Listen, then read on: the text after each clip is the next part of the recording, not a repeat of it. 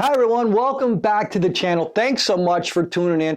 I'm excited today because I'm going to be showing you how to install the new Tsuka 2 rod handle from American Tackle. Last year it won Best of Show at ICAST. As far as I'm concerned, it is the pinnacle in rod handle design. So exciting for the guys at American Tackle to win that because never before has a rod component won at ICAST. American Tackle was the first with the Tsuka 2 handle.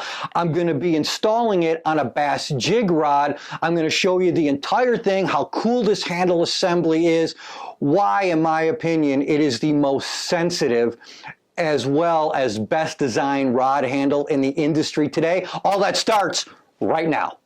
The Tsuka 2 handle comes in its own neoprene sleeve. You simply remove it from there. And it is a blow molded, complete forged carbon handle system.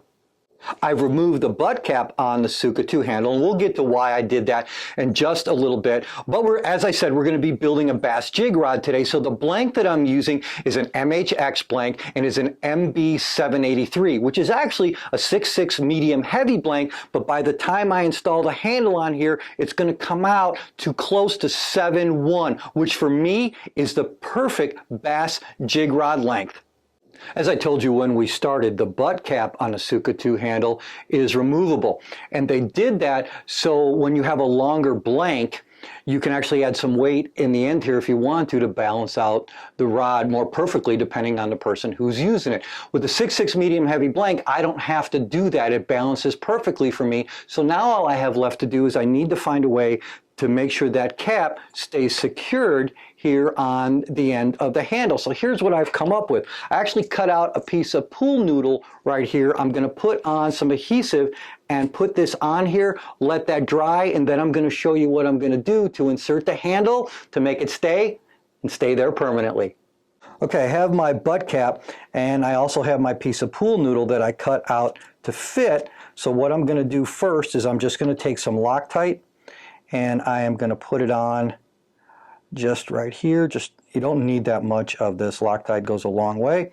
That is more than enough. Take that. Now I'm going to take this and turn it on there to make sure that it gets all the way through there. Let that set for a minute or so. That'll dry, and then I'll show you how we're going to mix the epoxy. Put the epoxy inside there, put this in here, so that butt cap is there for good. All right, now that I've mixed up the epoxy, and the epoxy that I'm using is called Pro Paste.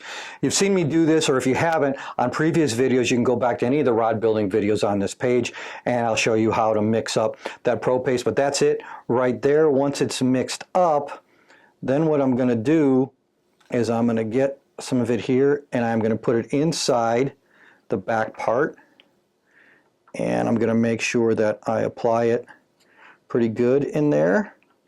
That should be good. Hopefully you can see that right there. It's all inside there. That's exactly what I want. Now I'm going to take this. This has already dried on here. So now I'm going to put this inside here. We're going to do the turn like we usually do a little bit just to get some more of the adhesive on there. Now I'm going to take this. It's really close. I'm just going to take a little bit of that epoxy and I'm going to put it just right here on the butt cap, just like so, just a little bit more, and put it on there. Don't worry about getting some on the outside. I've already have a piece of paper towel with some of the isopropyl alcohol in there. We're going to clean this up in a second. So there, that's all on there just like so. Now what we're going to do is we're going to push this inside. Now I'm going to line up, since the back is monogrammed with the AT logo, I'm going to turn that around in there. There it is. That is it right there. Now I'm going to clean it up with the isopropyl alcohol. Make sure that is a nice and clean area. That's it. Now my butt cap, I can guarantee you one thing, that's never coming off.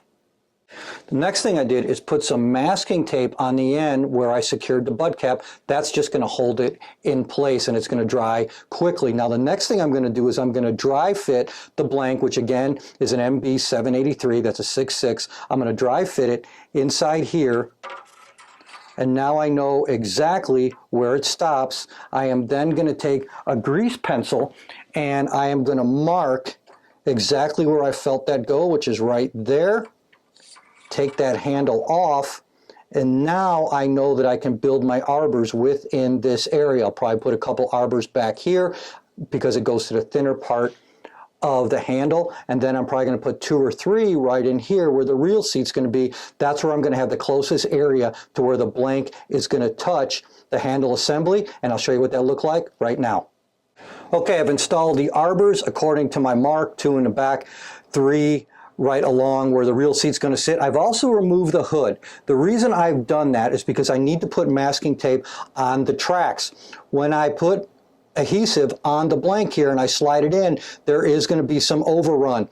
If that were to get in the tracks, that could cause me a problem with the hood later on. I'm avoiding that. Simply put masking tape on here, and it's going to be an easier surface to clean off. Now let's apply the adhesive to the blank and insert it inside the handle assembly. All right, so now I'm going to take some of the adhesive and I'm going to put it inside the handle. Now you can see why I put that masking tape on there. That really helps a lot. So I'm going to put that in there.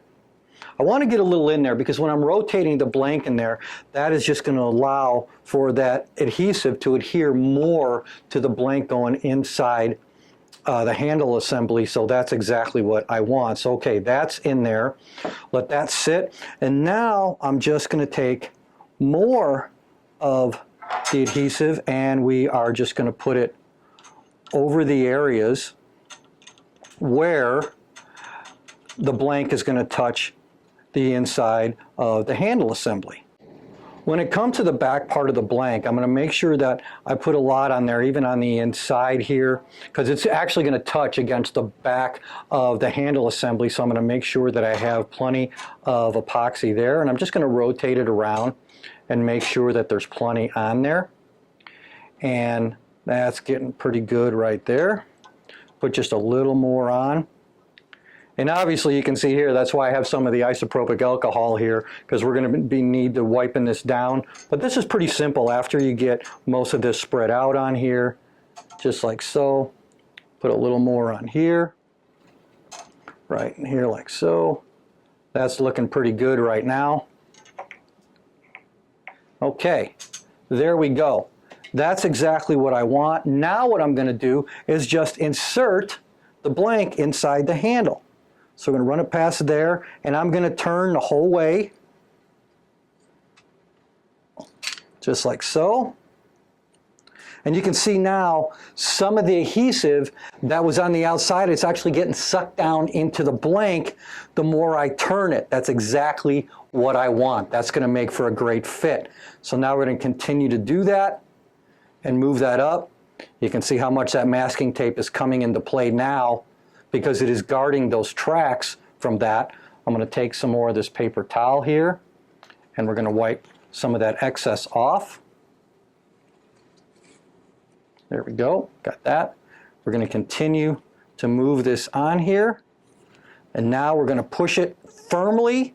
I've got my mark lined up to where I wanted it. There you go. That's it. That's how simple it is to do that assembly. I'm going to clean off a little bit here, like so. Take my paper towel and clean that off. Okay. Now what we're going to do is we're going to go through and clean that off a little bit more. I'll add the hood back on and show you your completed Tsuka 2 handle assembly. And there you have it, the complete installation of the award-winning Tsuka 2 carbon handle. Now, if you don't know this, carbon actually amplifies the feel of graphite. So you already have the sensitive blank that is the MHX blanks, and you insert that inside the Tsuka 2 handle. I'd be hard-pressed to think there's anything out there more sensitive than that. I can't wait to get out on the water and fish it. Now, for anything and everything that you want when it comes to rod building information and education. No better place to go than mudhole.com. They actually have other videos out there on installation of both the bait casting and spinning. And just so you know, when I let this dry, I'm going to make sure it's in the vertical position. That way everything will pull down and dry evenly. So make sure I stand it up against the wall, secure it there, and the next day this is going to be good to go, and I'll be ready to put the guides on it and quickly after that be able to fish it. So I hope you enjoyed this video. I hope it helped you in furthering your rod building excitement and education. Until next time, God bless you. I'm Jim Crowley. We'll see you soon.